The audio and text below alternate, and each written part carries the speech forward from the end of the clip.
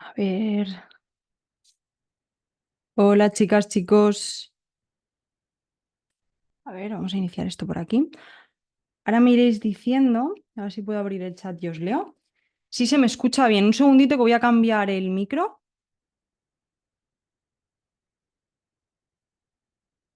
Vale, listo. Decidme si podéis escribir por el chat o no.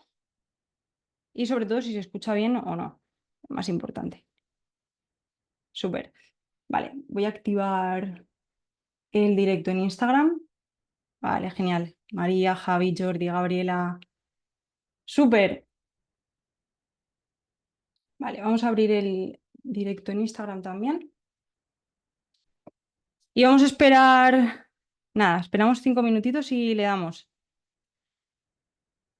Una cosa importante, si podéis, creo que tenéis silenciados los micros, pero en la medida de lo posible, silenciároslo para que no haya interferencias y no se moleste, ¿vale? Hola chicas, chicos, ¿qué tal? ¿Cómo estáis? Bueno, estamos por aquí por Instagram también. Sabéis que hoy tenemos directo. Los que os conectéis por Instagram no vais a poder ver la presentación que tenemos preparada, porque hoy el directo que tenemos va con presentación, por eso hemos estado repitiendo toda la semana que os fuerais uniendo al enlace de Zoom, aunque bueno, también por aquí podréis coger todas las píldoras de valor que os vamos a dar y os va a servir igualmente. Aunque es cierto que todos los que estáis por aquí, por Zoom, pues bueno, vais a tener un contenido mucho más didáctico y vais a poder seguir el hilo mejor. Me vais a perdonar los de Instagram, intentaré mirar aquí también, pero como la mayoría de gente va a estar por Zoom, estaré mirando más a esta cámara de aquí, ¿vale? De todas formas, intentaré estar pendiente a los dos chats. ¿No escuchas, Eli? Vale, mira a ver si tienes algo desactivado. En principio se escucha todo bien.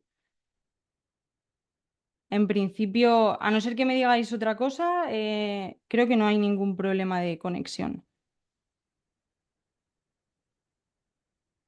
¿Qué tal? ¿Cómo estáis? Ha sido día... Podéis encenderos la cámara si queréis, ¿eh? Sin problema. O sea, libertad absoluta. ¿Si se escucha? Ok. Vale, voy a empezar a abrir la presentación.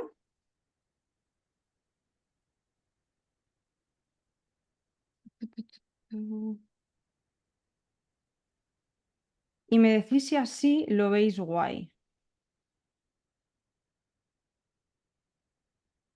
Vale, os leo un segundito. A ver por aquí cómo puedo...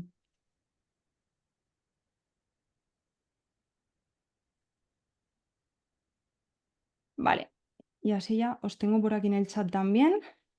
Y cualquier cosa que vayáis preguntando. Vale, Cristian. Vale, ya vamos siendo bastantes por aquí. Genial, súper, súper. Decidme, porfa, si veis bien la presentación, que esto es importante. Conectaros al Zoom, que tenemos la presentación preparada. ¿Se oye y se ve bien? Genial, perfecto. Súper, súper, súper, súper. Vale, chicas, chicos, pues vamos a darle 2, 3 minutitos al resto de compis que se vayan conectando. Y mientras os voy haciendo una pequeña introducción de lo que vamos a ver hoy, os he preparado, yo creo que una presentación bastante didáctica, muy aplicable a lo que nos solemos encontrar en clínica. Una presentación que os permita aplicar todo lo que vamos a ver hoy mañana, porque seguro que alguna y alguno de los que estáis aquí mañana va a tener algún caso de hombro. Y ha sido un poco la idea, poner un ejemplo real de un paciente real y complejo, porque es un caso complejo el que vamos a poner hoy. Vais a tener que pensar un poquito. Yo os voy a ir asistiendo a lo largo de toda la presentación y lo que quiero es que apuntéis y anotéis cuál es el paso a paso que yo voy a seguir a la hora de desarrollar este caso clínico. Todas las preguntas que queráis hacer, porfa, las vamos a dejar para el final, porque así vamos al contenido principal ahora, así no nos desviamos, estáis focus en todo lo que vamos a ver y al final abro el chat y lanzamos preguntas, si os parece. Hay una cosa importante y es que creo que la mayoría de los que estáis por aquí, las que estáis por aquí, quizá muchos ya utilizáis la eco, otros igual aún no la habéis implantado en consulta, independientemente de si la utilizáis o no. Es una herramienta importante porque os abre muchísimas posibilidades a la hora de entender mejor qué es lo que le ocurre a vuestros pacientes.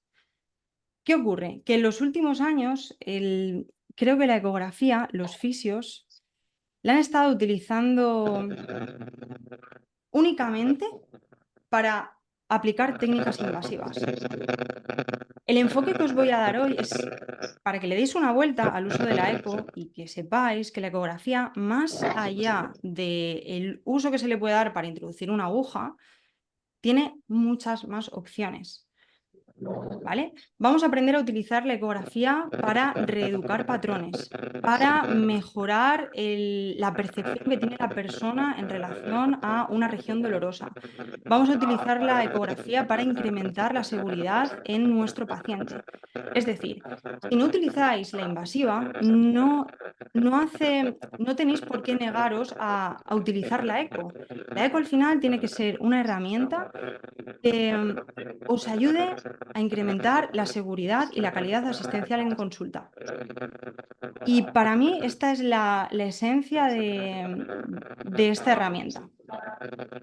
Entonces, la presentación que hemos preparado hoy va justamente enfocada y orientada hacia esto, ¿no? Cómo mejorar los resultados en clínica utilizando la eco. Le vamos a dar ya, si queréis, ¿vale? Y la gente que... Si vais lanzando alguna pregunta, si necesitáis algo, si hay algo que no se escuche, me lo decís por el chat. ¿Se escucha un ruido?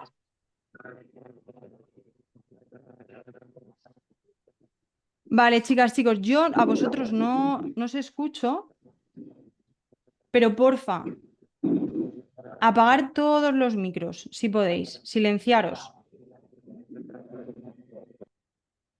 ¿vale? Para no molestar. Yo lo he programado para que se silenciaran todos los micros, pero bueno, quizá no se han silenciado. Por favor, tenemos un minutito, con calma, no hay prisa, pero un minutito para que vayáis silenciando micros y así que no haya interferencias y se escuche todo bien. Vale, bien. Hola por Instagram. Si podéis conectaros al Zoom porque hay presentación y os va a molar. Vale, genial, Elena. Pues mira, le vamos a dar ya. Súper.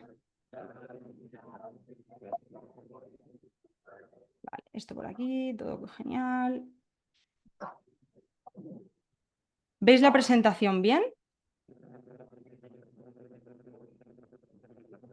Última pregunta que os lanzo antes de empezar ya.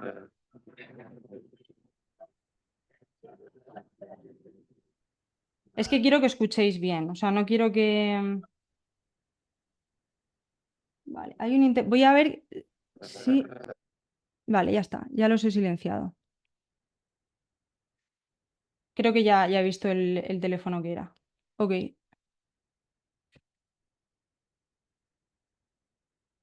Ahora ya está, ¿verdad? Ahora sí. Vale, súper. Venga, chicos, chicas, pues vamos a darle. No sé si habéis visto esta mañana las historias que os he compartido, pero he puesto dos imágenes, ¿no? En la primera de ellas os he puesto una caja de herramientas y al lado otra. Y yo os he preguntado con qué caja de herramientas os sentíais identificados o identificadas. Quizá muchos de vosotros habréis interpretado un poco esto como el desorden que algunas o algunos podéis tener en clínica, pero no iban por ahí los tiros. La idea de poneros esto es porque creo que la mayoría de nosotros utilizamos las mismas herramientas en consulta. Ecógrafo, radiofrecuencia, láser, invasiva, terapia manual y muchas otras herramientas que las tenemos ahí. Y yo creo que un poco por el aprendizaje que nos han ido inculcando desde la uni, las utilizamos al tuntún sin razonar y sin saber por qué las utilizamos. Algunos fisios pues son como el B, un poco más organizados, más ordenados, utilizan sistemas un poco más prácticos en clínica y hacen un paso a paso más práctico, pero al final utilizan las mismas herramientas que el A, que puede ser un poco más desastre. La idea de la presentación de hoy es que entendáis que no son tan importantes las herramientas que utilicemos y que utilicemos muchas en una sesión, sino que las utilicemos con sentido y con coherencia. Cuando un paciente llega a consulta y viene a vernos, viene por dolor, tiene un problema y necesita que nosotros se lo solucionemos. Entonces, quiero que esta idea os quede clave. La primera sesión, y esto lo vais a encontrar en muchos papers, esto está estudiadísimo, la primera sesión es esencial para crear una alianza terapéutica suficientemente grande como para que la persona confíe en nosotros y consiga establecer un lazo a través del cual la recuperación sea más eficiente. Si nosotros en esa primera sesión fracasamos, es poco probable que ese paciente lo saquemos adelante. Por lo tanto, lo que hoy vamos a ver son todos esos pasos que deberíamos tener en cuenta en esa primera sesión en la que vamos o deberíamos hacer una valoración lo más cercana a la perfección posible. Lo que vamos a ver hoy son todas esas herramientas que deberíais utilizar en esa primera sesión para que no se os escape nada. Si el paciente no confía en vosotros en la primera sesión, no va a volver.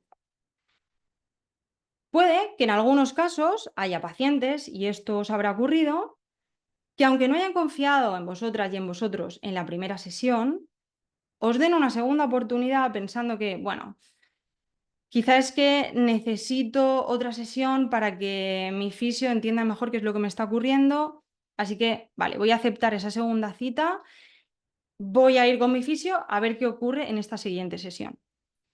Si tú en esa siguiente sesión no eres capaz de crear esa alianza terapéutica de la que te comentaba antes, suficientemente grande como para que tu paciente encuentre el confort en ti y la esperanza de recuperación en las palabras que tú le estás diciendo, os vais a encontrar con un problema, y es que esta persona se va a ir de vuestra consulta enfadada y probablemente os haga una mala recomendación. Al final, el boca a oreja será por el que os mováis la mayoría de vosotros. Algunos utilizaréis otro tipo de publicidad, pero si trabajáis en cualquier ciudad o pueblo, me da igual, es el boca a boca al final el que va llenando las consultas. ¿Sí? ¿Hasta aquí todo bien? ¿Estamos de acuerdo un poco con esto? ¿Qué ocurre? Que, como os decía al principio, y un poco como desde el inicio de la fisioterapia nos han enseñado a aplicar técnicas y a utilizar herramientas al tuntún en cadena y sin pensar, somos muy buenos aplicando técnicas y poniendo aparatos, pero somos muy malos razonando, muy malos razonando. Y esto lo que hace es que los fisios tengan una inseguridad tremenda en consulta con los pacientes. No todos, habrá gente aquí que tenga las ideas claras, que sepa y tenga claro cómo se hace un razonamiento clínico coherente. Habrá gente aquí que tenga muy claro el paso a paso que tiene que seguir en consulta para entender qué le ocurre a una persona con dolor. Pero las personas que no lo tengan claro, lo que acaban haciendo, un poco por sistema, es hacerle prácticamente a todos los pacientes lo mismo, en un orden o en otro, pero cogen esa caja de herramientas y empiezan a aplicar técnicas al tuntún. Pues a este primero le hago terapia manual, luego le pongo la radiofrecuencia, después le pongo el láser, luego le mando 3 ejercicios en la sala de ejercicios y a casa, y siguiente cita. Y quizá esto os resuene un poco, pero es la realidad. A mí al principio también me ocurrió. Y en cuanto os deis cuenta que en el momento que rompáis esta inseguridad y empecéis a entender que el razonamiento clínico y tener un algoritmo claro de trabajo os acelera los procesos y hace que la calidad asistencial se multiplique por 10, vais a ponerle foco a esa parte. Vais a aprender a utilizar con coherencia las herramientas que tenéis en consulta y como consecuencia vais a aprender a darle valor a vuestra sesión de fisioterapia. Yo creo que es Yo la creo que que somos los sanitarios que más devalúan Match, sus ¿no? servicios con diferencia, pero con Era diferencia. un pedo. Atendiendo un poco al tiempo que pasamos con los pacientes en consulta. Vale, os estoy leyendo por aquí. Y lo que ofrecemos, el valor de nuestros servicios es una miseria. Yo creo que estaréis de acuerdo conmigo aquí. Y a mí me da muchísima pena y es un poco contra lo que quiero luchar y también es uno de los motivos el hacer charlas de este tipo, el motivaros para que esa inseguridad poco a poco la vayáis reduciendo, vayáis incrementando vuestro confort en consulta y A ver, no voy sé a ridículo. silenciar. Ah, vale, hay por aquí. A ver si hay algún micro más. Silenciar a todos. Vale, ya estáis todos silenciados. Ahora sí. Vale, ahora ya sí, yo creo. Ok. Que yo creo que un poco al final lo que ocurre es que nos sabe mal incrementar los precios porque no estamos seguros de lo que estamos haciendo. Y hacer un poquito de introspección porque, o sea, pensar cuál es vuestro porqué para no incrementar el valor de vuestros servicios. Seguramente sea este, ¿no? Es que yo trato prácticamente a todos mis pacientes igual, utilizo las mismas herramientas en diferente orden, pero prácticamente las mismas, pero no sé realmente por qué estoy haciendo lo que estoy haciendo. Y eso es un problema gigante. Hoy espero que salgáis de aquí con las ideas un poquito más claras. Vamos a ver un caso que es un tanto complejo, pero con el que hoy seguro que alguna de vosotras y vosotros os habéis encontrado en consulta. Seguro. Por eso necesito que hoy entrenemos esa seguridad, ¿vale? Y las charlas que vamos a hacer durante estos 3 días van a ir enfocadas a incrementar vuestra percepción de seguridad y que como consecuencia aprendáis a darle valor a vuestros servicios y aprendáis a utilizar la ecografía como una palanca súper potente para incrementar esa seguridad en consulta. Vamos allá. Ahora es cuando tenéis que coger papel y boli, si podéis. Y vayáis apuntando porque así, a medida que yo vaya desvelando y vaya dando datos, vosotros podéis ir refrescando un poquito memoria, ir recogiendo información que ya tengáis vosotros ahí almacenada y adelantaros un poco a lo que yo os vaya diciendo. Y así veis si vais por buen camino o no. ¿Os parece? Pues empezamos con el caso clínico que vamos a presentar. Vale, antes de empezar con el caso, ¿tenéis problemas con el audio? ¿Se escucha bien? Porque veo por aquí que hay gente que dice que no se escucha bien. Si hay algún problema, decírmelo y... Vale, vale. Ok. Vale, genial. Vamos con el caso clínico. Carlos, 43 años, informático. El otro día jugando un partido de pádel, en un golpe, nota un pinchazo muy fuerte en el hombro. Pero ya llevaba 2 meses con molestias soportables, pero molestias en la cara anterior del hombro. Le duele al dormir y al hacer flexión y abducción de hombro. Ha estado tomando antiinflamatorios que dice que le mejoran la sensación de dolor. En la escala de dolor, él puntúa el dolor actual en un 6/10. Nos cuenta también que se ha separado hace poco y se está mudando de casa. Le estuvieron tratando en fisioterapia durante 5 sesiones, utilizaron ventosas, punción seca, terapia manual y algún ejercicio, ¿vale?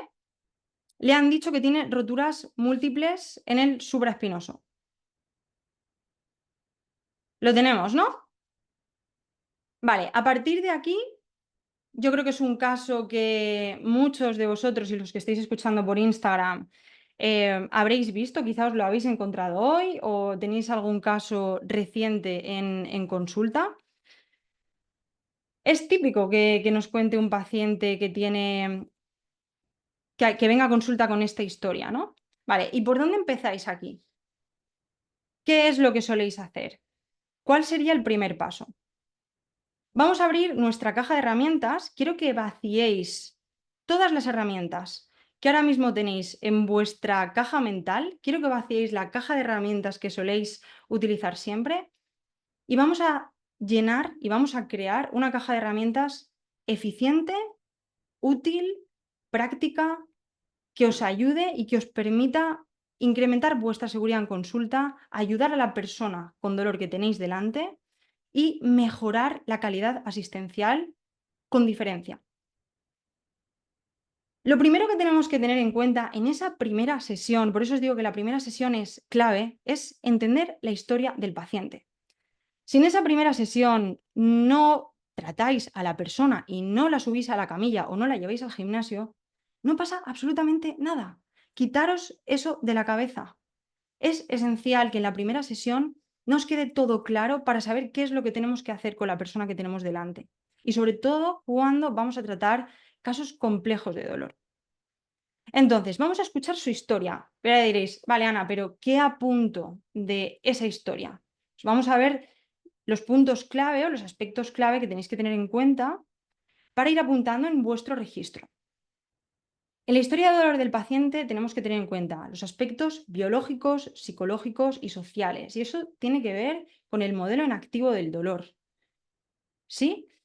No nos podemos centrar y poner el foco únicamente en una estructura, porque la estructura no va a ser la única responsable del dolor. En algunos casos sí va a ser la estructura la que esté provocando la percepción de dolor, pero no en todos los casos es así. Y tenemos que empezar a cambiar el foco, porque como pretendamos manejar todos los dolores como si fueran dolores agudos, nociceptivos, nos vamos a encontrar con un problema real y ese problema real al final lo que hace es que tengáis muchos pacientes en consulta que no sacáis adelante. Y no los sacáis adelante porque no los estáis tratando atendiendo al dolor que esa persona tiene. Los habéis catalogado de una forma incorrecta. Los estáis tratando de una forma incorrecta. Y eso que hace es perpetuar el dolor y hacer que el paciente al final acabe pues, en un peregrinaje médico y de fisioterapeutas que no se acaba. Muchas veces somos nosotros los que perpetuamos el dolor.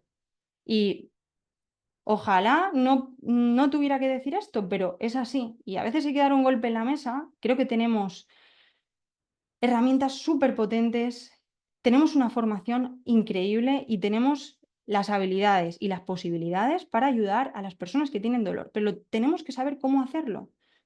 No nos han enseñado a hacerlo de una forma ordenada, pero hay una forma ordenada de poder manejar todos los tipos de dolor. Así que, ¿qué preguntas le haríamos a Carlos en esta primera sesión? Primero, ¿cómo te duele? ¿Cómo es el tipo de dolor? Ya sabemos que nos ha dicho que es un dolor en la cara anterior del hombro, que se irradia un poquito hacia la cara lateral y que le duele al hacer flexión y abducción. Ese es el tipo de dolor que tiene Carlos. Factores contribuyentes, y esto lo tenéis que apuntar en otra columna. ¿Qué factores biológicos, sociales y ambientales, según la historia que nos ha contado Carlos, pueden estar incrementando su percepción dolorosa? Luego esto lo veremos en un esquema más grande, ¿vale? Esto es a modo de anotaciones para que vosotros vayáis apuntando un poco las fuentes importantes que tenéis que tener en cuenta en consulta, ¿vale? Pero luego esto os lo voy a detallar en un algoritmo que lo vais a ver mucho más claro. Y por Instagram os lo compartiré mañana, ese algoritmo. A nivel social, pues ya sabemos, está separando, está en un momento contextual en casa complicado, anímicamente decaído, en el trabajo también está muy estresado y todo eso son factores contribuyentes que pueden incrementar la percepción de dolor. Ahora bien, otro punto que tenemos que tener en cuenta, apuntadlo, ¿la disfunción es local o es global? ¿Sabéis qué es esto? Es decir, el dolor está localizado en la cara anterior del hombro, en la cara anterolateral en este caso, o es un dolor que se irradia hacia el brazo, hacia la mano, hacia el cuello, hacia la cabeza. Es un dolor local en este caso, ¿no? El caso clínico de Carlos, estamos hablando de un dolor de la cara anterolateral del hombro que duele localmente, ¿vale? No se irradia. Tenemos que preguntarle también por banderas rojas si es que sospechamos que puede haber alguna, o banderas amarillas. Esto es importante en la historia y no se nos puede pasar por alto. Si ha tenido fiebre, cuánto tiempo lleva con dolor. ¿No se escucha? Bueno, si me decís alguno más que no se escucha, Eva, reviso el audio. Si no, sigo. Vale. Banderas rojas. Si la persona ha tenido fiebre, si tiene mucho dolor por la noche, si lleva muchos meses con dolor y los tratamientos que se le han aplicado han sido tratamientos coherentes. Ahí tenéis que pensar que puede haber algo más, ¿vale? Si sospecháis que puede haber alguna bandera roja, derivada a la persona, que le hagan un estudio más completo, que le hagan alguna prueba de imagen más completa, que le hagan una analítica, ¿vale? Las banderas rojas, ya lo sabréis todas y todos los que estáis aquí, saltan en la primera sesión. Siempre hay aspectos que nos hacen un poco sospechar que algo no va bien, que algo se sale de lo normal. Y suele ser el dolor desorbitado y la dificultad a la hora de conciliar el sueño, la fiebre, las que nos hacen casi siempre pues el derivar a la persona, ¿vale? Estos 4 puntos son claves. Cuando vosotros estéis con vuestro paciente, tenéis que intentar hacerle las preguntas clave para sacar la máxima información posible de estos 4 ítems que os acabo de poner aquí. Ahora vamos con un punto esencial. Yo os diría que el más importante de todos. Clasificar el tipo de dolor. Si no clasificamos el tipo de dolor, chicas, chicos, ¿qué vamos a tratar? Si no hacemos una clasificación en cuanto a por qué le duele a la persona que tengo delante lo que le duela, en este caso el hombro, ¿qué voy a tratar y cómo lo voy a tratar? ¿Tratáis igual un dolor nociceptivo que un dolor neuropático, que un dolor nociplástico, que uno mixto? Si los tratáis todos igual, tenemos un problema. Pero no pasa nada porque estamos aquí para despejar esas dudas y para que entendáis mejor que esa primera sesión con esa primera valoración y ese paso a paso es esencial para que todo lo demás vaya rodado. Igual estáis pensando, ¿y la eco dónde va dentro de todo esto? Eso son hogueras. La eco forma parte de esa primera valoración y para mí es esencial dentro de mi caja de herramientas, ¿vale? Pero va al final de la valoración, ¿vale? Por eso estoy haciéndoos el paso a paso de cómo yo lo hago, cómo se debe hacer, no porque sigáis mi paso a paso. Esta estructura está sacada de los papers que nos dicen cómo lo deberíamos hacer, ¿vale? No todos los papers nos impulsan a utilizar la ecografía a los fisioterapeutas, pero para mí es una herramienta esencial que nos despeja muchas dudas y nos da seguridad. Entonces, ¿cómo la tenemos y la podemos utilizar? Yo la meto dentro de ese arsenal de herramientas. ¿Sí? ¿Vale? Pero lo veremos al final. Bien, vamos a clasificar el tipo de dolor y vamos a atender al caso clínico que tenemos delante. ¿Cómo sabemos diferenciar si estamos ante, porque será una pregunta que os estéis haciendo, si estamos ante un dolor nociceptivo, neuropático, nociplástico o mixto? ¿Lo sabéis? ¿Esto lo sabríais diferenciar e identificar? O sea, ¿tendréis claro cómo hacerlo? Esta pregunta, la verdad es que a mí me interesa, o sea, me gustaría saber si tenéis claro esto y el cómo descifrar si vuestro paciente tiene un tipo de dolor o otro o no. Y si es que no, está genial porque lo vamos a ver ahora. Vale, no del todo. María, súper bien. Súper bien. Si es que está genial que... No tenéis por qué saberlo, porque es algo que por aquí tampoco. Vale, vamos a verlo. Claro, lo que dice Enrique, que muchas veces con la descripción del dolor podemos saber por dónde van los tiros. La historia clínica da muchas pistas. Carlos nos ha contado cosas importantes y detalles importantes que nos pueden hacer un poquito sospechar por dónde van los tiros, pero hasta que no objetivamos y medimos, no vamos a ser capaces de diferenciar si estamos ante un dolor agudo, nociceptivo, puramente nociceptivo, o si estamos ante un dolor que tiende a tener un componente nociplástico. Es decir, hasta que no testemos la CPM y hasta que no testemos la sensibilidad y la sumación temporal, no vamos a saber si hay alteraciones o cambios en el sistema nervioso central ya de nuestro paciente o no. Y esa es la diferencia entre un dolor nociceptivo puramente agudo y un dolor con componente nociplástico. Cuando hablamos de un dolor con componente nociplástico, nos referimos a cualquier dolor en el que ya hay cambios centrales en el procesamiento, en la subida de la información hacia arriba, ya se están dando una serie de cambios que están haciendo que la percepción que tiene la persona en relación al estímulo que le llega desde la periferia está un poco alterada. ¿Sí?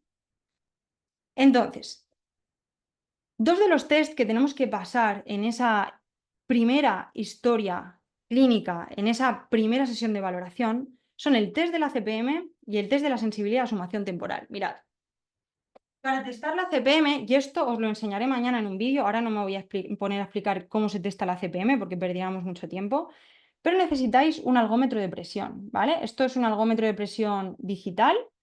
Esto mide los kilos de presión que nosotros ejercemos cuando lo aplicamos sobre la superficie del paciente. Fijaros aquí, yo estoy haciendo presión en mi brazo y aquí lo que estamos viendo son los kilos de presión que yo soy capaz de tolerar en este punto, ¿vale?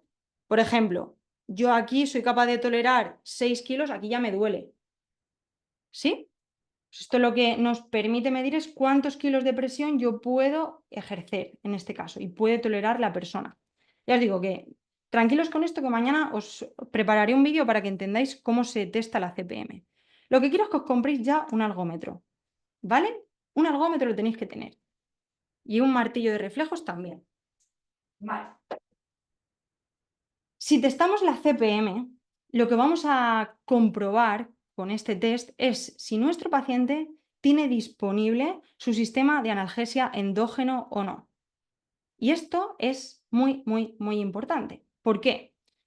Porque si nuestro paciente no tiene disponible el sistema de analgesia endógeno, que es lo que suele ocurrir, por ejemplo, con una paciente o un paciente que tenga fibromialgia, ¿vale? Por poner un escenario así bastante típico, estas personas no son capaces por ellas mismas de generar analgesia, pero es que ninguna estrategia analgésica que nosotros apliquemos desde fuera, donde provoquemos dolor, le va a generar analgesia. Es decir, una persona que no libera opioides para calmar un dolor periférico, ¿vale? Porque su CPM no está funcionando todo lo bien que debería.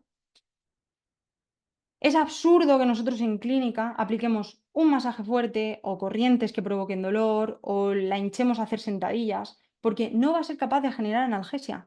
Eso no va a tener ningún tipo de beneficio sobre la persona y lo que va a ocurrir es que se le va a incrementar el dolor. Son esos pacientes que tratamos hoy y mañana nos llaman diciendo: estoy reventada o reventado. Ayer me dejaste destruido. No testasteis la CPM, no sabéis qué estímulo teníais que aplicar, aplicasteis un estímulo como si la persona tuviera la CPM disponible y fuera capaz de generar analgesia, y como no lo era, habéis incrementado su percepción de dolor y su respuesta dolorosa. ¿Vale? Entonces, en la sesión de valoración tenemos que testar la CPM para saber si nuestro paciente tiene el sistema opioide endógeno disponible o no. Si lo tiene disponible, súper bien. Sabemos que no hay cambios a nivel central, ¿vale? Es muy probable que estemos únicamente ante un dolor con componente nociceptivo o neuropático, pero no hay cambios nociplásticos. ¿Se entiende? Porfa, decidme si habéis entendido esto o no, porque esto es importante. Súper. Siguiente test que haríamos Vale, CPM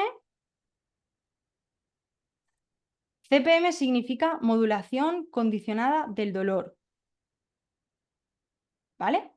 Entonces, es un test que mañana os subiré un vídeo para que veáis bien cómo se pasa, cómo se hace el test de la CPM, para no detenernos hoy aquí mucho. Pero con él lo que vamos a ver es si la persona es capaz o no de generar analgesia endógena. Lo que se hace es se aplica un estímulo doloroso, se testa la presión que es capaz de tolerar la persona y se testa esa presión, esos kilos de presión que es capaz de soportar la persona antes y después del estímulo doloroso. Si tolera más kilos después del estímulo doloroso, es que la persona pues tiene el sistema inhibitorio descendente disponible, ¿vale? Y por lo tanto podréis ser más flexibles a la hora de aplicar múltiples estrategias analgésicas. Pero si no lo tiene disponible, frenad, porque el manejo con ese paciente va a ser totalmente distinto. Os vais a tener que olvidar totalmente de todos los aparatos que tenéis en consulta. Y es un poco lo que vamos a ver en el caso clínico de hoy, ¿vale? Y por eso la ecografía va a adquirir un papel clave, más allá del reconocimiento estructural, sino que vamos a utilizar la ecografía como una herramienta súper potente para reaprender un patrón y para eliminar la kinesiofobia y el miedo al movimiento y las creencias que tiene el paciente. O sea, le vamos a dar un giro totalmente diferente al que estéis acostumbrados y acostumbradas a hacer con la ecografía. El siguiente test que tenéis que hacer es testar la sensibilidad y la sumación temporal, ¿vale? La sensibilidad sobre todo para ver si el paciente presenta alodinia, hiperalgesia, hipoestesia, y la sumación temporal pues, para ver si tiene o no sumación temporal. Ok. Esto no se toca. Y ahora diréis, vale, ¿y no pasamos ningún test ortopédico? Sí, para mí, en el caso del hombro, un test clave que os va a ayudar mucho y os va a dar muchísima información es el IRRS test. Este test, una vez que ya hemos pasado los test anteriores y ya sabemos si el paciente es capaz de generar analgesia o no, ¿vale? En el caso de Carlos, ya os digo que la CPM está perfecta, ¿vale? Lo tenéis aquí en la presentación. Ay, mira, qué gracia esto. La CPM funciona bien, es capaz de generar analgesia endógena, pero tiene alodinia en la cara anterolateral del brazo. ¿Sí? Y tiene también sumación temporal. Apuntad esto. Carlos tiene la CPM correcta, pero tiene alodinia y sumación temporal. Esto ya nos da una pista clave. ¿Qué tipo de dolor tiene Carlos? Aquí ya lo sabemos. Una vez que hemos pasado, antes de hacer el test funcional, Antes de hacer el test funcional, si os digo que su CPM está bien, a ver qué decís por aquí. Estamos ante un dolor con las indicaciones que os he dado. Hay alodinia, hay sumación temporal, pero la CPM está bien. La sumación temporal es aplicar un estímulo repetido, doloroso, que puede ser con una aguja pequeñita. Y la persona, a medida que le vamos estimulando, cada vez le va doliendo más. Vale, por aquí dicen posible dolor con componente neuropático, otros nociceptivo. Por aquí decís nociceptivo en principio. ¡Wow! Vale. Vale, vamos a seguir. Vamos a seguir. Siguiente paso sería hacer un test funcional. No os compliquéis, hay millones de test ortopédicos, muchos. No os compliquéis la vida. Utilizad los que sean eficientes para una región. En el caso del hombro, como os digo, el IRRS test, ¿vale? Es un test que nos va a permitir descartar.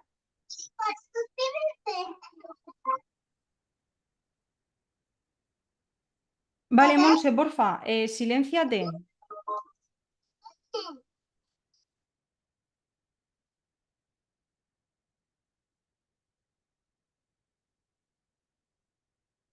A ver, estáis todos silenciados en principio. Voy a silenciaros otra vez. Vale, el IRRS test Es un test que os lo voy a poner, ¿vale? En la pantalla. Mañana, un segundito, podéis buscarlo los que estéis por Instagram. Para este test vamos a llevar el hombro de nuestro paciente a 90 grados de ABD y a 80 grados de rotación externa aproximadamente. Desde aquí le vamos a pedir que haga fuerza hacia nuestra mano, hacia la rotación interna. Sería como así, ¿vale? Y después hacia la rotación externa. ¿Vale? Simplemente, nosotros le haríamos este movimiento al paciente, primero le resistiríamos hacia la rotación interna y después le resistiríamos hacia la rotación externa. Si duele el test hacia o hay menos fuerza hacia la rotación interna, podemos sospechar de patología intraarticular. Si el test duele o el paciente tiene menos fuerza hacia la rotación externa, podemos sospechar de patología del manguito. Pero en el caso de que a la rotación externa molestara y sospecháramos de patología del manguito, tendríamos que completar con 3 test más. Solo en el caso de que a la rotación externa molestara. Y apuntadlos porque estos test no los voy a pasar, no los voy a hacer ahora, ¿vale? Sería el signo del arco doloroso, simplemente apuntarlo, Hawkins-Kennedy y el test del infra. En su caso, ninguno de los test molestaba. En el caso de Carlos, ninguno de los test molestaba. ¿Vale? Apuntadlo también. ¿Y cómo acabaríamos entonces el proceso de evaluación? Ya hemos hecho la historia, hemos hecho la valoración, le hemos preguntado por el dolor, le hemos preguntado por su contexto. Os lo pongo otra vez, ya si os lo podéis apuntar. Si duele la rotación interna, podemos sospechar de patología intraarticular. Si duele la rotación externa, podemos sospechar de patología del manguito, pero en el caso de que sospecháramos de patología del manguito, además tendríamos que hacer 3 test. Arco doloroso, Hawkins-Kennedy y test del infra. Vale, siguiente paso. Valoración ecográfica. En mi caja de herramientas, sí o sí, está la valoración ecográfica. ¿Por qué? Porque me va a permitir entender cómo está el tejido, qué importancia tiene o no el estado del tejido, si hay un daño estructural, en ocasiones puede ser suficientemente importante como para desencadenar una respuesta dolorosa y en otras ocasiones no. ¿Vale? Esto es clave que lo entendamos. No siempre un daño estructural va a ser el responsable de la respuesta dolorosa. Entonces, en el caso de Carlos, estas son las imágenes que se vieron. Aquí, como veis, en Instagram no lo podéis ver, pero bueno, se ve como un pequeño defecto en la inserción del supra, ¿vale? Un pequeño defecto intratendinoso dentro del tendón. Aquí, como veis, si os señalo, ¿lo estáis viendo o no lo veis? Vale. Esta zona de aquí, más hipoecoica, justo en la inserción de las fibras anteriores en el troquíter, es la zona de defecto que presenta Carlos. Esto sería un corte longitudinal del supraespinoso y este sería un corte transversal del supraespinoso. Ahora, más adelante, os enseñaré a hacer la exploración, ¿vale? Para que sepáis cómo tenéis que hacerla. En el corte transversal se ven más defectos hipoecoicos dentro del tendón. A ver que os silencie. Chicos, es que tendréis que silenciaros vosotros. Vale, ya estáis silenciados otra vez. Silenciados. Ahora viendo esta imagen entenderéis por qué otros fisios le han dicho que tiene múltiples roturas en el tendón supraespinoso. Pero entended que esto no lo podemos decir así. Y yo me lo encuentro todas las semanas en consulta, pacientes que vienen derivados de otros fisioterapeutas que lo único que han hecho han sido meterles la cabeza a los pacientes nocebos sin parar. Entonces, tenemos una herramienta muy potente, muy potente, que es la eco, pero tenemos que saber utilizarla con cabeza y con coherencia, para que nos ayude a nosotros y para ayudar al paciente, no para asustar al paciente. ¿Sí? Si yo veo esta imagen y atendiendo todo lo que hemos hecho antes, porque fijad, todo lo que hemos hecho antes de hacer la eco es una parte más de todo nuestro arsenal para entender mejor el tipo de dolor. Para mí, esta imagen no es relevante estructuralmente con la clínica que tiene Carlos.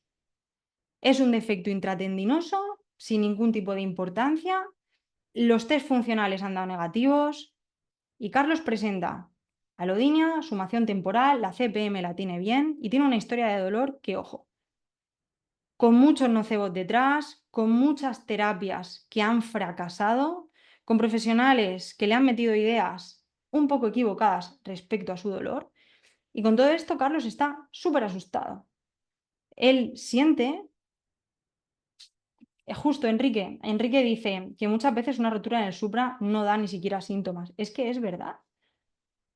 Si os ponéis a valorar todos los supras, bueno, todos los hombros que tengáis mañana en consulta, vais a ver que la mayoría de tendones supraespinosos presentan defectos, o calcificaciones intratendinosas, o defectos en la inserción del tendón próximo al troquíter, o defectos corticales, y hay pacientes que no tienen ningún tipo de clínica.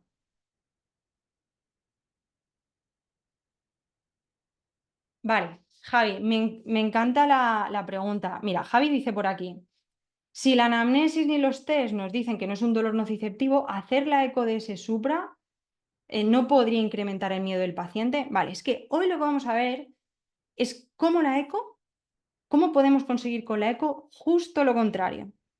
Justo lo contrario. Es que quería además, muy buena pregunta, o sea, muy buena apreciación. Quería que llegarais a este punto, porque me parece la parte más compleja y que casi nadie hace. Y yo quiero que lleguéis hasta ese punto de perfección. No quiero que utilicéis la eco para ver estructuras y ya está.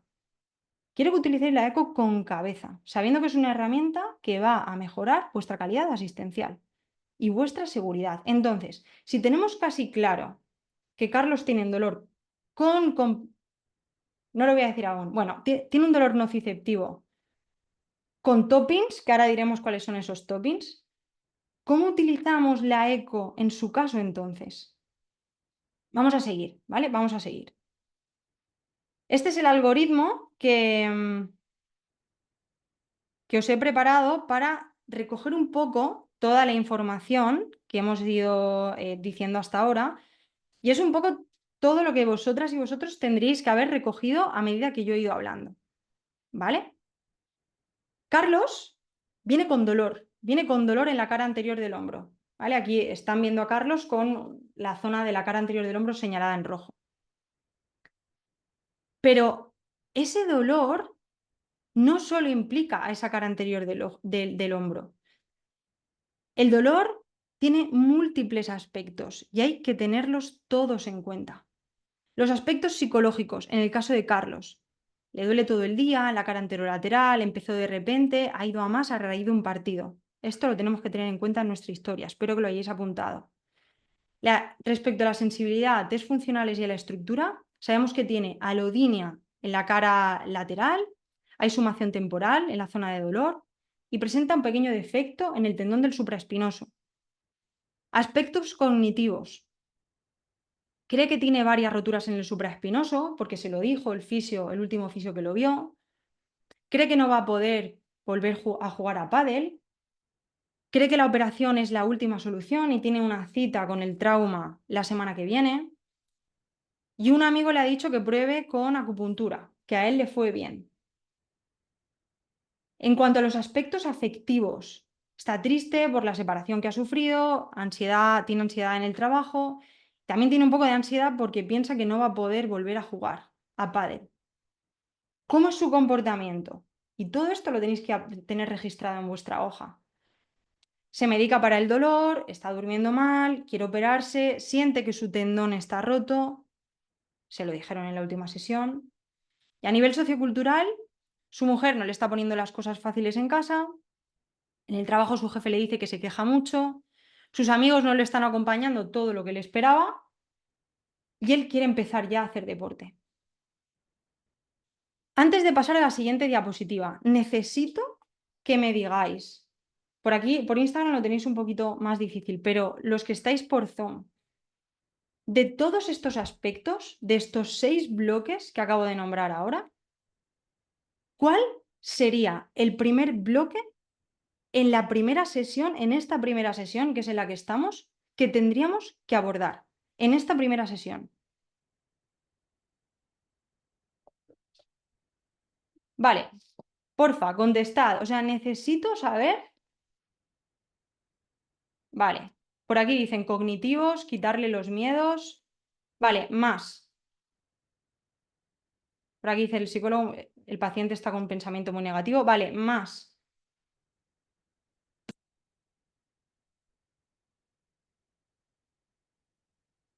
Por aquí dicen, Carlos debería tener los pies en el suelo y no querer todo para allá. Vale, con estos 6 bloques, aspectos psicológicos que ya los hemos desarrollado, sensibilidad, test funcionales y estructura, cognitivos, aspectos afectivos, comportamiento y aspectos socioculturales. Vale, me gusta, creo que vais, vale, creo que vais bastante encaminados. Por aquí decís cognitivos, creencias. Qué guay que estéis pillando el hilo aunque no tengáis la presentación No, delante. Me gusta. con este día no me voy a ir a Creo las que os 5 lo de la tarde. estéis pudiendo imaginar. La semana, ¿no? Vale, pues creo que habéis estado muy acertados. Los aspectos que tendríamos que manejar en esa primera sesión, No le iba a molestar. son los aspectos cognitivos, ¿No las te parece? creencias que tiene Carlos. Pensaría que no le cogería, se iba a coger Cree que el tiene teléfono. varias roturas en el supraespinoso. A Cree ver que si no me va a pega. poder volver a jugar porque, claro, él siente y percibe su tendón roto. No. Cree que la operación es la última solución y tiene cita con el trauma. Y le han dicho que pruebe otro tipo de terapias. Es esencial que en esa primera sesión, después de haber hecho... Vale, un segundito que os mutee otra vez. Vale, no pasa nada. Todos los problemas pequeñitos tienen solución. Vale. Tenemos que trabajar los aspectos cognitivos. Ya le diréis, ¿y cómo trabajamos eso y cómo utilizamos la ecografía como herramienta para trabajar los aspectos cognitivos? ¿Lo hacéis? ¿Lo soléis hacer? Es que yo creo que no se utiliza de esta forma. Yo lo utilizo todos los días. Por aquí dicen educación cognitiva, quitar el miedo al dolor. Tenéis una herramienta brutal, brutal para poder hacer esto. Pero para poder hacer esto, además, de una forma tan rápida,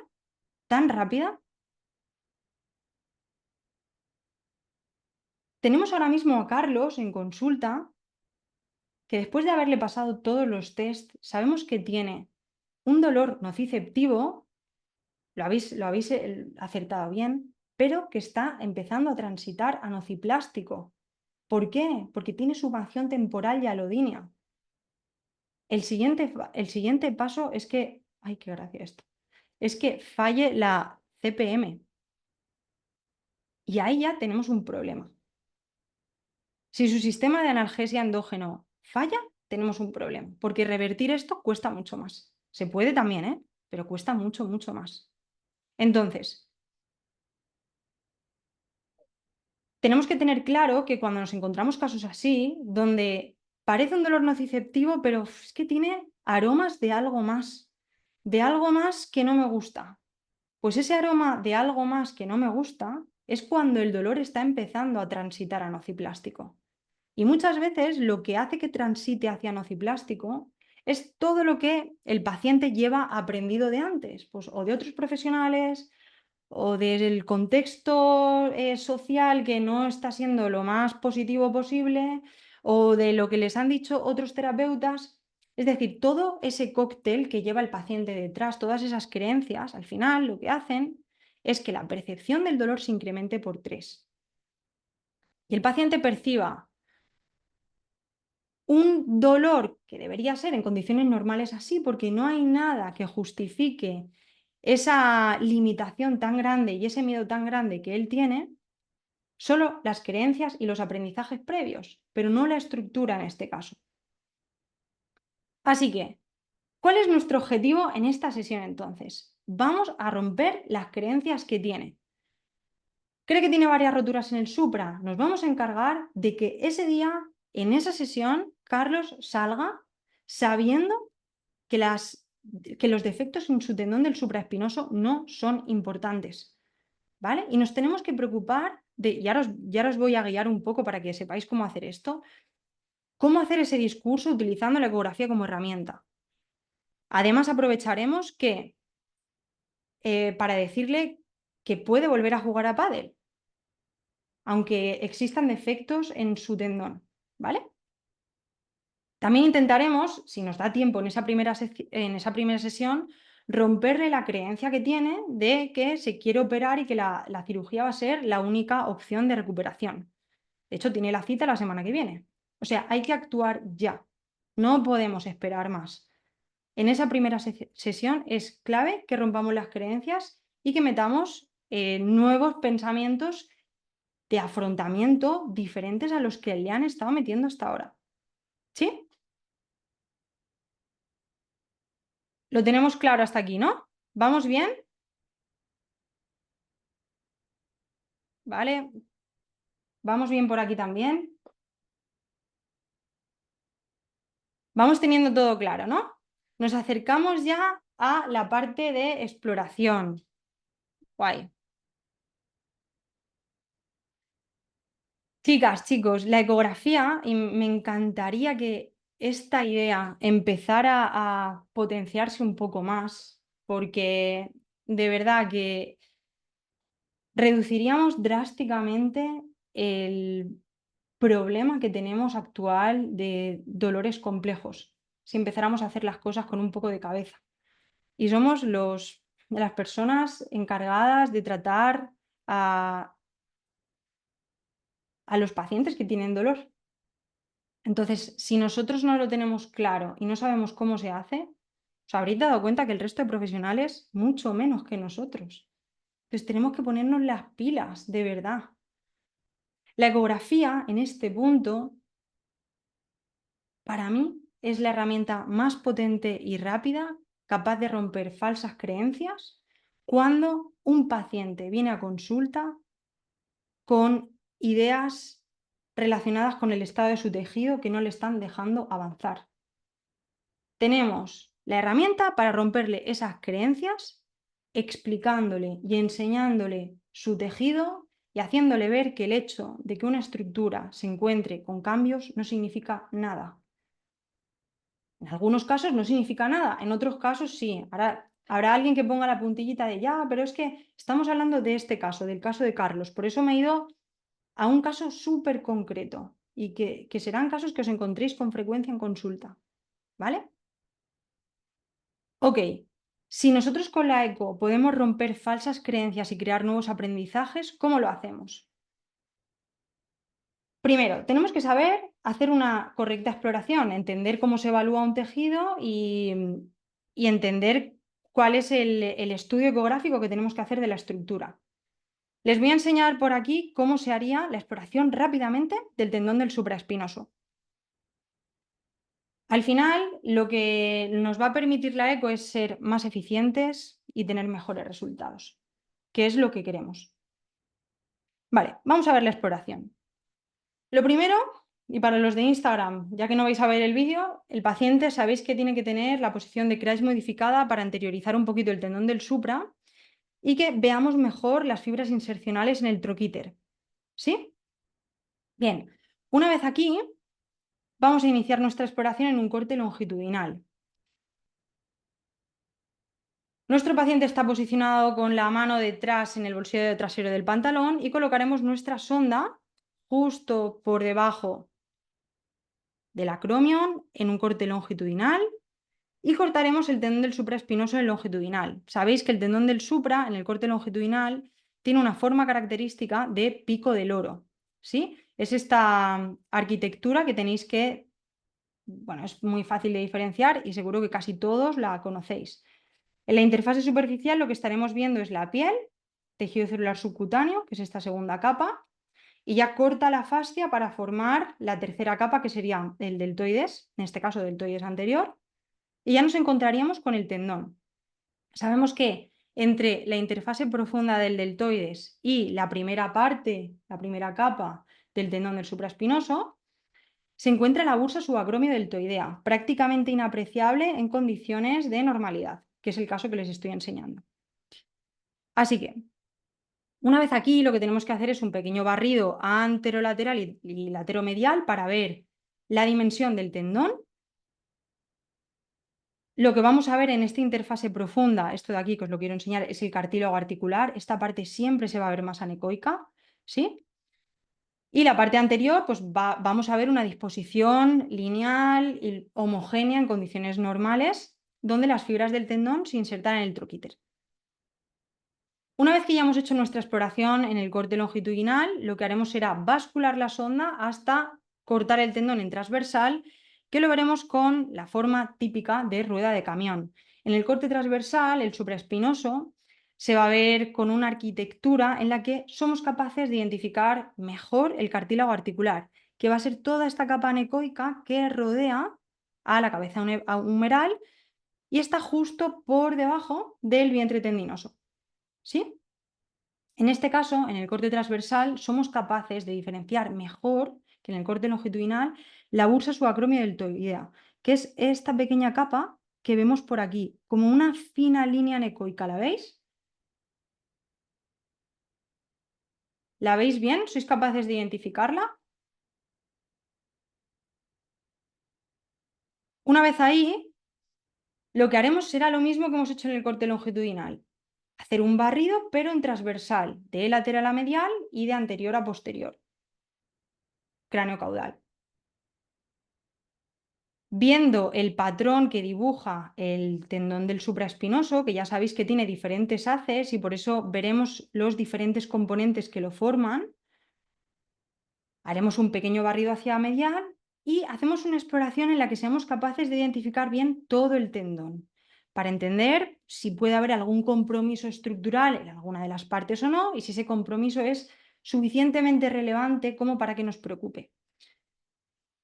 Un caso que puede ser un problema estructural que sí que dificulte la movilidad al paciente es cuando se compromete el cable rotador.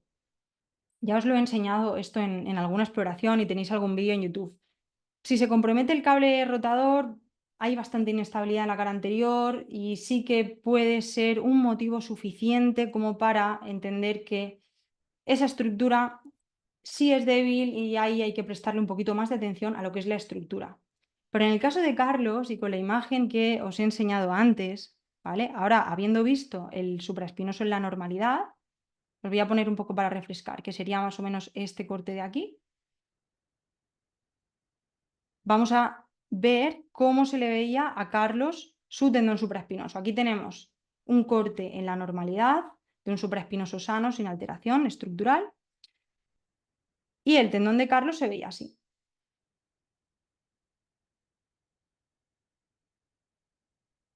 Vale. Hace Raquel una pregunta bastante interesante y es, ya ahora te la contesto, Raquel. Un segundito y ya te la contesto. Para que tengáis la comparativa de cómo se ve la patología y que en este caso, al hacer los cortes longitudinal y transversal, somos capaces de identificar la zona de la lesión en la interfase profunda del tendón, porque en ambos cortes aparece la misma imagen, ¿sí? Y somos capaces de detectar el defecto en ambos cortes. Si solo lo viéramos en uno, sería probable que estuviéramos ante anisotropía, que es un artefacto ecográfico que ocurre mucho en los tendones, ¿vale? Eso ocurre si el haz de ultrasonido no incide de forma perpendicular respecto a la estructura. Entonces estaremos viendo una región más anecoica, que esto puede ser que es lo que me esté preguntando Raquel, que dice, la zona más hipoecoica que se ve en el tendón, ¿a qué se corresponde? Para no confundirlo con patología. Vale, pensad que el tendón, en la interfase profunda, ¿vale? Esto que estamos viendo aquí es el cartílago. En la interfase profunda del tendón lo que vemos es cartílago articular. Y lo que empezamos a ver en la parte ya más posterior van a ser las fibras ya musculares. ¿Sí? Entonces, siempre en el tendón basculad con vuestra sonda a modo de tip, haced barridos y si hay un defecto que se repite en todos los barridos y en todos los cortes, es que ese defecto lo estáis viendo y es un defecto estructural real. Si el defecto solo se ve en uno de los barridos, pero en el otro no, es probable que sea anisotropía y probablemente sea porque no estéis basculando bien la sonda y no estéis perpendicularizando bien. ¿Ok? Y esto en todos los tendones, esto sirve para todos los tendones. Al final, chicas, chicos, y esto es una exploración cortita, os lo he explicado rápido, el entender y saber manejar la eco lo que nos hace es, después de toda la exploración que hemos hecho antes, saber si realmente el tejido está suponiendo un compromiso real en el proceso de dolor del paciente o no. En el caso de Carlos, ya sabemos que la estructura no es determinante para justificar el dolor que él tiene. Ya lo sabemos y ya hemos dicho cuáles son los porqués de esto.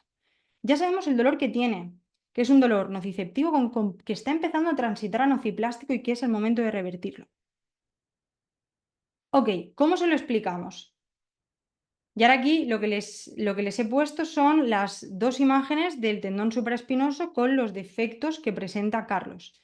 Me encantaría leeros, aunque sea rápido, y que me dijerais cómo le explicaríais a Carlos en consulta que estos defectos que presenta en este tendón no son importantes, no se tiene que preocupar por ellos y que estos defectos no van a hacer que su tendón se rompa, que su tendón sea frágil o que su tendón sea vulnerable a otra vez hacer la práctica deportiva. ¿Cómo lo haríais? ¿Qué se os ocurre? Ahora os digo yo qué es lo que suelo hacer en estos casos. Carlos, recordad que tiene mucho dolor al hacer la flexión del hombro y al hacer la abducción. Ha dejado de hacer ese movimiento. Ha venido a consulta así, con el brazo pegado al cuerpo. Y es una pasada cuando ya sabemos. Mira, por aquí dicen, hacer una imagen comparativa de ambos hombros. Vale, esa podría valernos, es una opción. Le trataría de explicar lo mismo que acabas de decir, pero en palabras que pudiese entender. Vale. Hacer una eco dinámica. Me gusta esto, es un poco lo que os voy a decir ahora. Valoración dinámica y contrarresistencia. Vale, Rosy, esto es muy bueno y creo que vas por ahí. Tiene que ver con lo que os voy a decir yo ahora, para que vea que no pasa nada en su tejido al moverlo. Vale, ¿a esto cómo se le llama? A esto se llama violación de expectativas. Lo que vamos a hacer es utilizar la ecografía como una herramienta a través de la cual nuestro paciente va a estar viendo su tendón, va a ver cómo se mueve, mientras le aplicamos o le solicitamos un movimiento que había dejado de hacer desde hace tiempo por miedo. Yo en estos casos directamente, no siempre, pero si puedo, y en este caso lo hice porque este es un caso real, la imagen no es real, no es Carlos, pero es un caso real, lo que hice fue hacerle el corte del supraespinoso, le expliqué, mira Carlos, este es tu tendón del supraespinoso. Aquí lo que tienes son unos pequeños defectos dentro del tendón. Es normal que los tendones presenten defectos en el colágeno, pero no solo en el tendón supraespinoso. Si te hiciéramos una ecografía del tendón rotuliano del Aquiles, veríamos algún defecto también, igual que en el tendón epicondilio. Son tendones de carga que, por el paso del tiempo, pues, suelen presentar cambios estructurales. Esos cambios son totalmente adaptativos en la mayoría de los casos. Además, fíjate, tú en la interfase superficial tienes el tendón íntegro. Esta interfase va a hacer que tu tendón sea súper resistente. La interfase profunda vas a tener ese defecto, pero ese defecto no te tiene que asustar. Que te hayan dicho que tu tendón se vaya a romper, que es frágil y que no vas a volver a jugar a pádel, no tiene sentido. Este pequeño defecto, poco a poco y a medida que le vayamos implementando carga al tendón y vayamos haciendo un trabajo activo, va a hacer que ese colágeno poquito a poco se vaya recuperando, cada vez vaya siendo más resistente, vaya siendo capaz de soportar y tolerar mejor las cargas y vaya asimilando bien todo el movimiento que nosotros le vayamos introduciendo desde fuera. Porque para que tu tendón mejore y sea capaz de absorber y liberar bien la energía, necesitamos meterle carga, necesitamos que lo muevas y por eso que tenemos que conseguir dentro de tu protocolo de tratamiento va a ser que vuelvas a jugar a pádel. Entonces, quiero que veas que tu tendón es capaz de tolerar bien la carga. Así que mira, te vas a sentar de enfrente de mí, tú le pones la sonda en la cara anterior del hombro, que esté viendo su tendón, ya le has explicado cómo lo tiene que ver, cuál es el patrón que dibuja y cómo se mueve. Puedes aprovechar para hacerle una pequeña maniobra dinámica pasiva y decirle, mira cómo se mueve tu tendón cuando yo te muevo el brazo, ves que no te molesta y testas un poquito y juegas en un rango en el que a él no le duela, ¿vale? A él o a ella, en este caso a Carlos. Juegas en un rango en el que él sienta confort y vea cómo su tendón en la pantalla del ecógrafo desliza y se mueve y no le genera ningún tipo de dolor. Además, va a ver cómo las fibras del tendón se contraen. ¿Sí? Y en ese punto, si podéis y veis que habéis conseguido un punto de alianza terapéutica lo suficientemente potente como para hacer esto que os voy a decir, hacedlo, ¿vale? No en todos los casos es posible, pero si es posible, hacedlo. Yo en este caso con él cogí una pesa de 2 kilitos, ¿vale? Y le dije, vale, Carlos, vas a coger la pesa y cuando vio la pesa me miró así y me dijo, no la voy a coger yo. Confía en mí, vas a ver cómo tu tendón va a poder levantar la pesa sin ningún problema y no te va a molestar. No vas a tener ningún tipo de molestia. Yo te voy a acompañar, mi mano va a estar debajo de tu pesa por si en algún momento te quedaras sin fuerza y yo te voy a acompañar en el movimiento. Vosotros incrementad la percepción de seguridad ayudándole y asistiéndole un poquito en el movimiento, mientras tenéis la sonda en la cara anterior del hombro. Así que Carlos lo que hizo fue levantar la pesa él solo, vio como su tendón iba levantando la pesa, su brazo se iba levantando, hacía semanas que no hacía ese movimiento, y vio que no había ningún tipo de dolor. En ese momento, chicas, chicos, le habéis roto todas las ideas que él llevaba instauradas desde hacía semanas. En 2 minutos de exploración, más todo lo que habéis hecho antes, obviamente. O sea, entended que al final todo lo que hemos hecho en esta sesión forma parte del tratamiento, es educación. Es educación en dolor, ha sido un trabajo de entender qué ocurre, de saber qué vamos a hacer, qué no vamos a hacer, qué tipo de dolor tiene y qué podemos hacer en esta sesión. Vamos en este caso, a romper las creencias que tiene asociadas al estado de su tejido y vamos a hacer que directamente levante un peso porque lo puede hacer. Si en la primera sesión tú consigues cambiar esas creencias y reconceptualizar el dolor, tienes un 50% hecho. Es decir, vas a adelantar en una sesión y esto os habrá ocurrido. Es que seguro que hay gente aquí que esto ya lo ha puesto en práctica en algún momento, seguro. Y decidme, ¿qué pasa cuando a estas personas les rompéis esas creencias que llevaban arrastrando desde hace meses? En algunos casos años o muchas semanas. O sea, en ese momento, ¿qué siente ese paciente? Si es que todos lo habréis vivido esto. Y si no lo habéis vivido, ya tenéis un porqué para aplicarlo mañana. Y ya tenéis un paso a paso para empezar a aplicarlo mañana. Pero la liberación es tan grande y el agradecimiento es tan grande y el miedo se reduce tanto que ya tenéis totalmente. Vamos a evitar en ese momento que el dolor se siga cronificando. Ya hemos dicho que Carlos estaba en el punto de convertir su dolor en nociplástico. Hemos puesto un muro directamente. Carlos ya no va a tener dolor nociplástico. Lo hemos conseguido en una sesión. Si Carlos llega a ir a otro fisio y le vuelven a decir que tiene roturas en el supraespinoso y que esas roturas hay que tratarlas con, en este caso con electrolisis o con láser o con tal, o que hay que intervenir o que hay que hacer una infiltración, ese dolor se convierte en nociplástico por el estado en el que está su sistema. ¿Lo entendemos?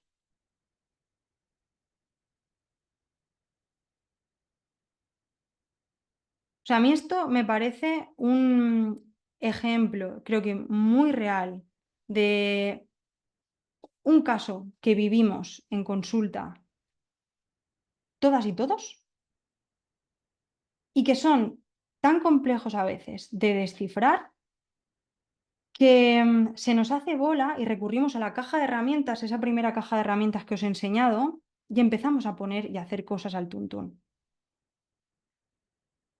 Mi propuesta es, vaciad la caja, de verdad, vaciad la caja. Hoy ya tenéis un esquema bastante sencillito y claro. No es tan difícil nuestro trabajo, solo hay que pensar y razonar. Y cuando tienes el paso a paso claro, aplicarlo es sencillo. Y entonces de repente tu calidad asistencial se multiplica por 10. La atención al paciente se multiplica por 10. La seguridad del paciente se multiplica por 10. Y van a querer tratarse contigo. Si eres un fisio que soluciona el problema en menos tiempo que en otros, es que yo me voy a ir contigo. Y encima eres un fisio que no introduce nocebos, que es realista, que es objetivo, que razona con coherencia, que no hace magia en consulta, sino que es realista con lo que hay que hacer.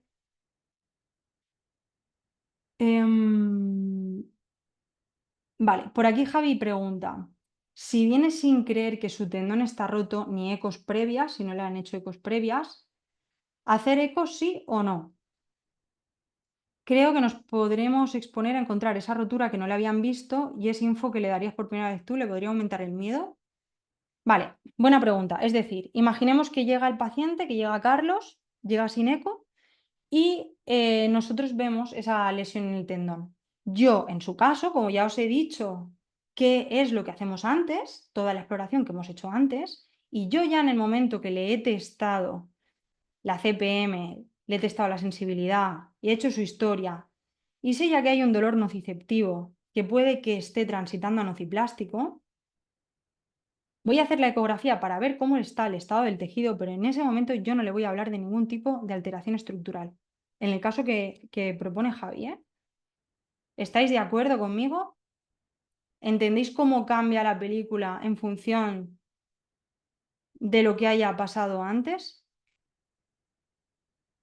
Si la persona viene sin información previa de cómo está su tendón, si no sabe si hay rotura o no hay rotura, vosotros lo veis, valoráis el estado del tejido, porque en algunos casos os encontraréis también el escenario en el que vayáis a valorar el tejido y haya una rotura del cable rotador o haya una tenosinovitis de la porción larga del bíceps, que ya sabemos que tiene una relación directa con un posible compromiso intraarticular. Pues en esos casos, ahí ya sí podemos informar al paciente, pero es que hay 1000 formas de informar.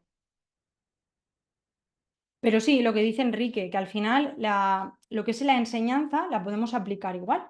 El proceso de educación en dolor se puede aplicar igual siempre utilizando un discurso que sea un discurso coherente y que no sea un discurso que lleve al paciente a dramatizar sobre el estado de su tejido para que nosotros lo tengamos en consulta durante 3 meses. De verdad, podéis hacer 2 cosas. O fomentar el peregrinaje médico y que el dolor del paciente se cronifique, o subir el precio de vuestras sesiones por 3 si sabéis solucionar los problemas rápido. Yo soy de las segundas. Yo quiero que la gente entre a mi consulta y salga rápido y que no vuelva a verme. Y yo se lo digo el primer día. Obviamente hay dolores que vamos a tardar más en recuperar. Pero yo a la gente no la tengo mareando en mi consulta durante meses. Si eso ocurre, algo estoy haciendo mal, algo está fallando en mi proceso. Si eso ocurre, directamente derivo al paciente. Algo se me está escapando, no tengo las herramientas para manejarlo. ¿Vale? Entonces, si en la primera sesión tú consigues cambiar sus creencias y reconceptualizar el dolor, tienes el 50% hecho. Y te queda el otro 50%, que el otro 50% será todo lo que hablemos mañana. Mañana el directo que tenemos es muy chulo. También. Y os va a ayudar a mejorar aún más la experiencia del paciente en consulta, utilizando la eco como palanca potente. Hoy nos ha tenido que quedar claro que al final la ecografía, más allá de identificar el estado del tejido, que es importante, la tenemos que utilizar, no la podemos tener como una herramienta solo para ver cómo está el tendón, cómo está el músculo, cómo está el ligamento, cómo está el nervio. La tenemos que utilizar como herramienta de educación para entender qué ocurre, para tener más seguridad nosotros sobre lo que estamos haciendo y lo que creemos que hemos valorado y visto. Va a mejorar nuestra calidad asistencial. ¿Por qué? Porque la persona va a confiar en lo que estamos haciendo, la persona está viendo su tejido. Está viendo su tejido además con una explicación de un profesional que entiende lo que está ocurriendo ahí. Eso vale, chicos, mucho, mucho, de verdad. Pocos profesionales sanitarios saben interpretar la ecografía. Y nosotros en los últimos años nos hemos hecho muy buenos en esta parte. Y si aún no habéis empezado, pues es el momento perfecto. Y si estáis en el proceso, es el momento de ser muy buenos y muy buenas. Porque os vais a sentir tan en calma en consulta que todos los miedos que tengáis en cuanto a, es que no sé si subir el precio de la sesión el mes que viene o venga el año que viene, porque es que claro, no, ahora qué aparato me compro, qué no me compro, es más fácil, lo habéis visto. Es fácil. Valoraros a vosotras y a vosotros y de verdad que ese miedo que tenéis a darle el valor que merece al trabajo que hacéis es el siguiente paso. ¿Sí? Va a ayudaros a acelerar los procesos de tratamiento. Vais a ir más rápido, mucho más rápido. Ayuda en el reaprendizaje con el paciente. Acelera las derivaciones porque en el caso de que detectemos una red flag, vais a derivar así. Y yo he visto muchas banderas rojas, muchas, muchas, muchas. Y las he derivado en la primera consulta. He visto algo que no me ha gustado, pues lo he derivado. Y ya ese paciente pues, ha seguido su tratamiento con otro profesional. Y lo último, pues, que le da seguridad al paciente. Vale, por aquí.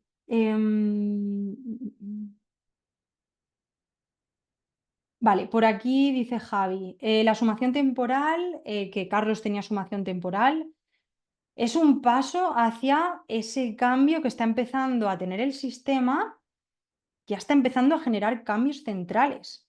Ojo, ¿eh?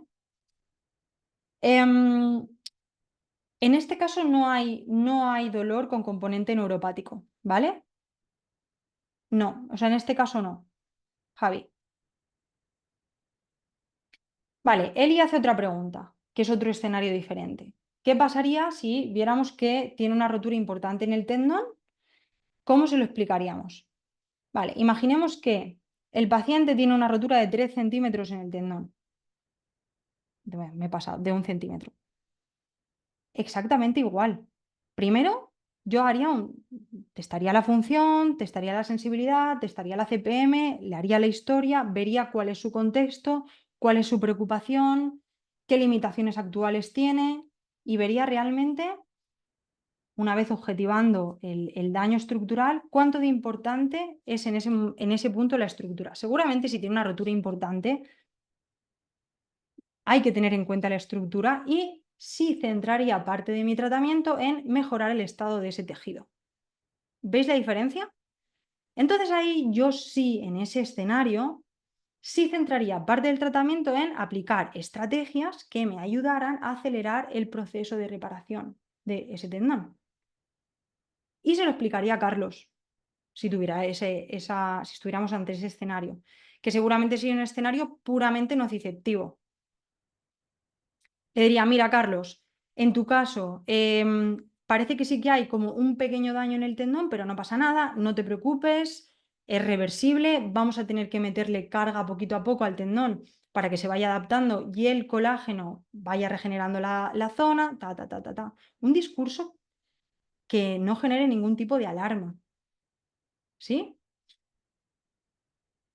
Y entonces establecéis en vuestro programa de rehabilitación una serie de sesiones en las que la parte analgésica vaya enfocada a mejorar el estado de ese tejido. Y yo en ese caso lo hago. Que utilicéis electrolisis, que utilizáis PENS, que combinéis con láser, con sistema superinductivo, con radiofrecuencia, súper. Es que me parece súper. Pero en ese escenario. ¿Se entiende? Decidme qué tal vais, chicas, chicos. Decidme si vais entendiendo un poco la dinámica. Genial, genial. Qué guay que os esté quedando claro y sobre todo todo el paso a paso que hemos ido desarrollando. Qué guay, qué guay. Jo, y me flipa que los que estáis en Instagram también, o sea, estáis teniendo capacidad para imaginar. Súper. Venga, pues vamos, ya estamos casi acabando. ¿Qué hora es? Hola. Qué heavy, ¿cuántos somos? Súper.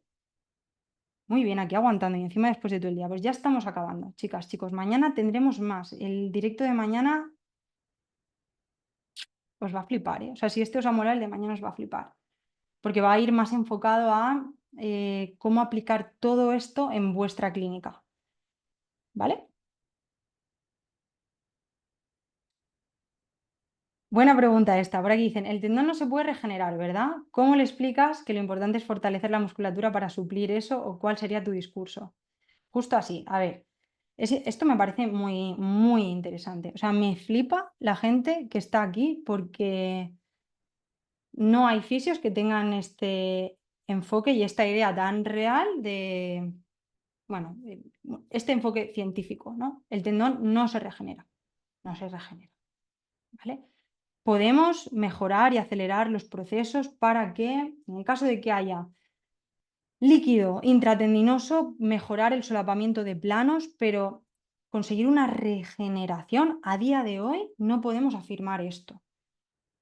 Pero al paciente se lo podemos camuflar de otra forma para que la persona sienta seguridad y su percepción de amenaza se reduzca. Entonces, yo lo que les digo, Esther, un poco como he comentado antes, es hablarles desde la calma, hacerles entender que a pesar de que hay un daño estructural, no se preocupe, que vamos a aplicar medidas analgésicas que nos van a ayudar a mejorar el estado de ese tejido, pero que esas medidas analgésicas irán combinadas con ejercicio para mejorar la función de ese tejido y que es clave el movimiento y el ir introduciendo cargas y actividades que la persona haya dejado de hacer por culpa del dolor para la recuperación de su región, en este caso del hombro. ¿Vale? O sea, al final es cambiar un poco el enfoque y pensar a quién tengo delante y cómo tengo que hablarle a esa persona. Buah, me estáis haciendo preguntas muy, muy guays, ¿eh? Pero podemos estar aquí un montón de rato. Vale, Aitor, mira, Aitor pregunta. Muy chulo esto, ¿eh? Con una persona con un dolor nociplástico de base que le afecta a varias zonas del cuerpo, por ejemplo, una persona con fibromialgia, podrías utilizar la ecografía para ayudarle a entender que no hay afectación estructural. En cada uno de estos puntos o sería una pérdida de tiempo. Vale. Es totalmente, Aitor, esto tiene todo el sentido del mundo. Yo, de hecho, utilizo con las personas que vienen ya con un dolor nociplástico de libro, utilizo la ecografía en la primera sesión, igual que os lo he enseñado hoy, para hacer educación en dolor, para hacerles entender que su tejido no es una alerta, que a pesar de que les duela aquí y allá, su tejido está bien, está sano, responde bien a la carga, es capaz de moverse bien y podéis utilizar 1000 estrategias. Todo esto dentro de la formación, en los directos que hacemos lo vemos, ¿no? Pero el cómo implementar la eco como herramienta para utilizarla con pacientes que no solo tienen una lesión estructural, ¿vale? Entonces, igual que hoy lo hemos visto con el ejemplo de Carlos, es aplicable a cualquier otro caso. Muy buena, Aitor, muy buena pregunta, con mucho sentido. Mucho, mucho sentido. Así que, chicas, chicos, ya casi concluyendo. ¿Quieres mejorar? Yo os hago esta pregunta. ¿Vosotros y vosotras queréis mejorar vuestros resultados en clínica? Otra cosa es que ya estéis acomodados y os conforméis con lo que tenéis y que no queráis escalar. Me parece genial, ¿eh? Hay gente que está bien en ese punto. Pero si aspiráis a más, si queréis mejorar vuestra calidad asistencial, ¿realmente queréis o no? O sea, ¿estáis dispuestos y dispuestas a cambiar el enfoque? O sea, ¿tenéis ganas de de hacer las cosas mejor. Pensad que no hay fisios haciendo las cosas así. En España, no. Tenéis la oportunidad de oro para empezar a hacer las cosas con cabeza, de forma ordenada y darle valor a lo que hacéis. Darle mucho valor a lo que hacéis, pero tenéis que tener un paso a paso claro. Así que, esa caja de herramientas que os he dicho que vaciarais al principio y que la hemos ido llenando con un discurso mucho más ordenado y con herramientas que tienen sentido y que son coherentes dentro de lo que necesitamos en esa primera valoración, os va a permitir seguir un camino mucho más rápido con cada paciente. Igual, otros preferís seguir en esos laberintos que muchos fisios acaban entrando y preferís seguir dando vueltas. Yo me quedo con el camino corto, es lo que os he dicho antes. Yo soy una tía bastante eficiente y si lo puedo hacer ya, lo prefiero hacer ya que dentro de que tardar 3 meses en hacerlo. Y con los pacientes soy igual. Si yo puedo solucionar un problema rápido, yo lo quiero solucionar rápido. Ahora bien, si yo soy capaz, y hablo de mí y de vosotros y vosotras, si somos capaces de solucionar un problema más rápido que el fisio que tenemos al lado, la competencia, nuestra sesión sí o sí tiene que ser más cara. Y que no os sepa mal incrementar el valor de vuestros servicios. Ahora lo pongo. Si sois capaces de resolver un problema, y esto que, por favor, grabároslo a fuego aquí, si sois capaces de resolver un problema más rápido que vuestra competencia, vuestro servicio vale más. ¿Vale? Apuntároslo a fuego, subrayároslo, pegároslo en un post-it y mirarlo durante esta semana. Y dejad de evaluar vuestros servicios. Creo que sois gente que, por lo que he estado leyendo aquí, las preguntas que me habéis estado haciendo y el enfoque que tenéis las capacidades y las habilidades para hacerlos. Os falta ese punto de seguridad. Ya está. Y entender y ir practicando esa forma ordenada de trabajar. Me piden por aquí que ponga de nuevo el algoritmo. Víctor, vale, dime si es este el que quieres. De todas formas, esto os lo vamos a dejar grabado, ¿vale? Para que lo podáis ver. Hazle captura si quieres y ya vamos al final. Vale, chicas, chicos, entonces yo creo que casi todas y todos los que estéis aquí queréis ser eficientes, queréis coger el camino corto, queréis solucionar rápido los problemas de vuestros pacientes, queréis dar altas. O sea, la gente que estáis aquí queréis dar altas, ¿no? No queréis a esos pacientes que llevan con vosotros meses y meses y meses. Que empiecen a entrar pacientes nuevos va a hacer que os conozcan desde otro enfoque, más allá de la típica rutina que hace todo el mundo. Va a hacer que tengáis pues, más nombre, que tengáis un caché diferente al resto, que podáis ofrecer servicios diferentes a la competencia. Si lo fácil es coger la caja de herramientas y empezar a aplicar cosas. Lo difícil es lo que hemos hecho hoy. Pero lo que hemos hecho hoy, habéis visto que se entrena. Fin. Y entrenándolo, lo vais a hacer de lujo, de verdad. Así que nada, chicas, chicos, espero que os haya gustado. Espero que os haya servido, que hayáis cogido apuntes, que habéis puesto y apuntado, anotado preguntas. Podéis lanzar las últimas preguntas por el chat. Mañana tenemos el segundo directo, ¿vale? El directo de mañana va a ser muy guay también. Lo que vamos a ver van a ser los 7 pasos para construir una sesión de fisioterapia única, ¿vale? Utilizando un sistema que lo hemos nombrado en Easy, lo hemos llamado ETPPGAE. Mañana sabréis qué es todo ese paso a paso, ¿vale? Quiero que os llevéis ese paso a paso claro para que lo podáis replicar en vuestros centros. Creo que es algo también sencillo. Voy a intentar que sea didáctico, fácil de entender y sobre todo aplicable. Espero pues eso, que os vayáis con más ideas. hoy a la cama, que lo que hemos aprendido hoy, pues, que mañana lo podáis aplicar y, y que es un placer. O sea, para mí es un placer estar con vosotras y vosotros siempre, es un gustazo y que tengo muchas ganas de seguir pasando un ratito con vosotras y vosotros mañana.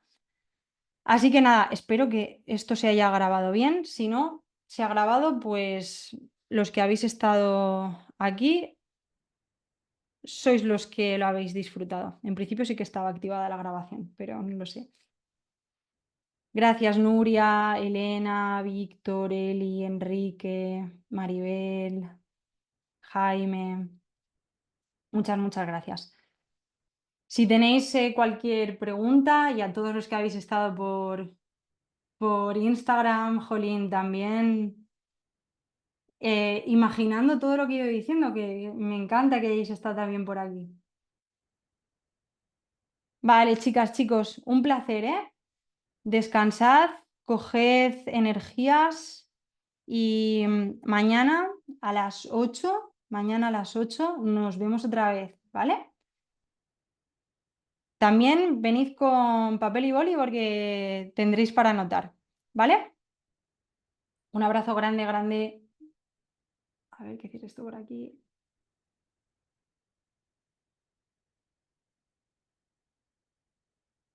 Vale, chicas, chicos. Un placer, ¿eh? Nos vemos mañana. Buenas noches.